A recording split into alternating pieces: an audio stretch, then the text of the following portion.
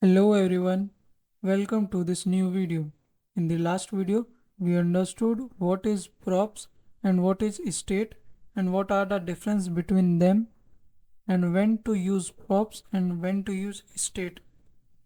Today in this video, we are going to understand one of the states that React provides us, which is useState. So let's see what we are going to create.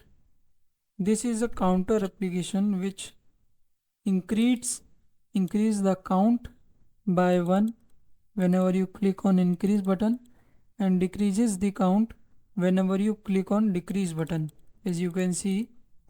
So we are going to create this application using useState hook. Basically, what I told you in last video, useState is an empty box. Initially it is like empty null, and when you call a function, that function updates the state. Whenever the state is updated, there is a new value in that state, and based on that state we are going to increment or decrement this value or this counter. So to understand, I have this already created. Now create new function called counter.jsx. Let me zoom it little bit. React arrow function component export. This is a counter application, and let's import this in our app.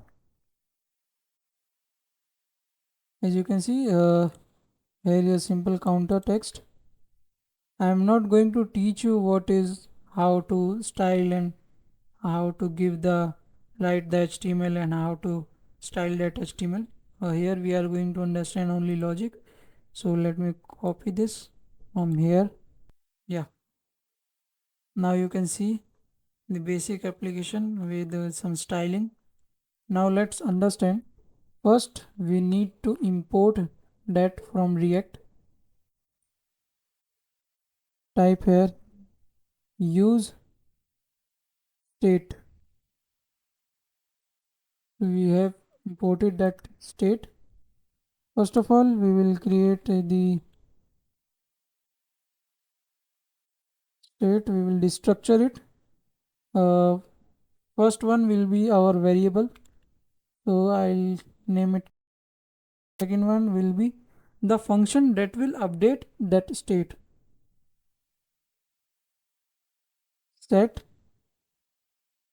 Set count.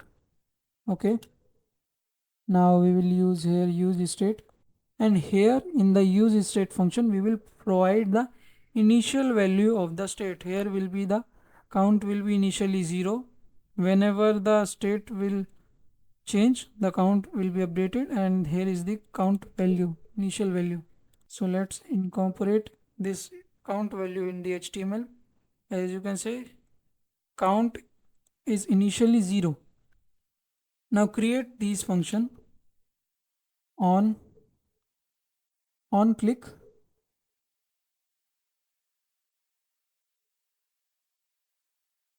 increase count. Now we will create this function increase count.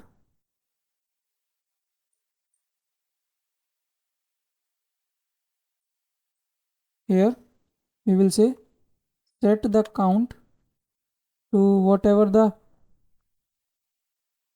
count is by adding 1 to that. Here we are saying whenever someone click on this button, call this increase count function.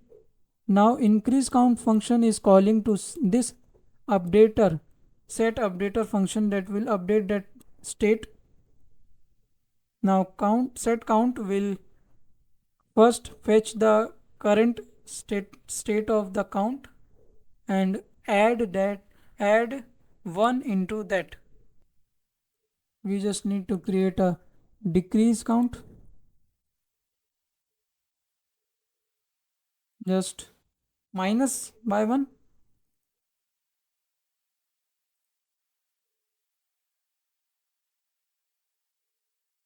on click decrease count. So let's see, is it working or not? As you can see, our application is working, and whenever I click on decrease, it is decreasing. There is a catch. We never want our values in negative integers. So what we can do here, think for a minute, and after that I'll explain you what is the solution for that. I think guessed right. We just need to add a if statement. Count is equals to 0, then set the count to 0, else count will be count minus 1. This is it. We have written short-handed if condition. If count is equals to 0, then set the count to 0, means whenever the count is going 0 or less than 0, just set it to 0, otherwise minus it by 1. As you can see here, it will not decrease by 0 and increase. Same here, by increasing you can set a if condition and set a limit to that. I want you to create a reset button that will reset the state to that initial state which is 0, and comment the answer in the comment box. So let's see, did you understand the state, how it is managing the count?